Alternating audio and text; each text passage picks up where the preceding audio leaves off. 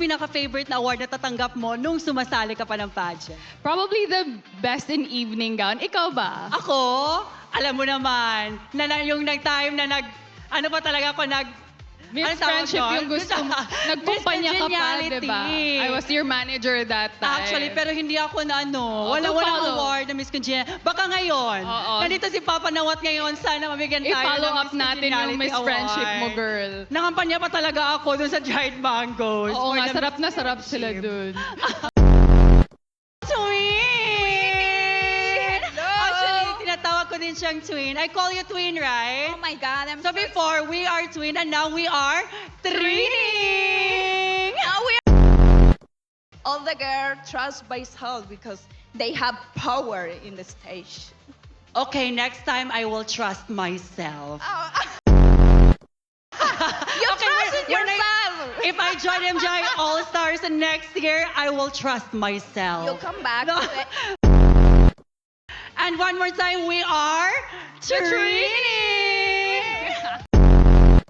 Filipino favorite in terms of fashion. You are very extra. Grabe, ang ganda. Ang ganda.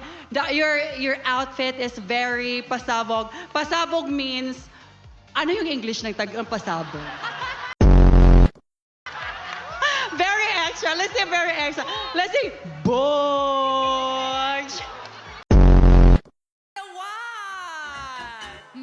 Maligayang bati, maligayang bati, maligayang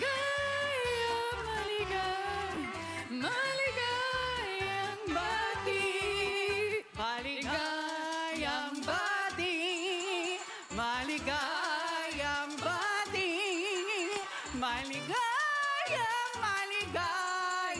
maligayang bati. One more. Birthday na ni Nawat, birthday na ni Nawat, birthday na ni Nawat, birthday ni Nawat ngayon. Get out! Happy birthday, Sex Bomb Papa Nawat! Happy birthday! Thank you so much, Sir Jojo. Napaka-heartfelt naman yung message mo kay Papa Nawat. Ako naman magbe-message kay Papa Nawat. Pero nakalimutan ko, I forgot my birthday gift.